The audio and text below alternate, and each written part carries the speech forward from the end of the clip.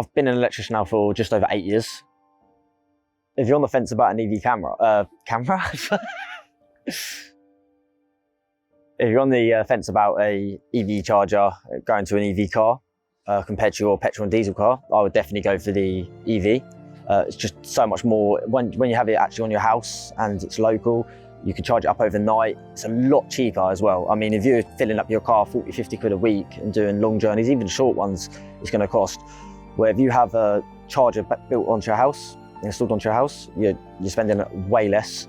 So that already you're spending a lot less. It's more convenient because you're not having to go out each time, oh, have I got enough to get to the garage or this, that, the other, because you're able to just literally put your car at home, plug it in for the night or the day. Obviously off-peak charging 9 times out of 10 is going to be cheaper, so you can do that.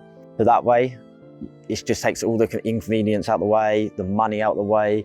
And again, the drive and a lot of the electric cars that I've had experience with, I've got one myself. I've got a plug-in hybrid Toyota. They drive nice, they're not loud, they're just, everything about them is just nice.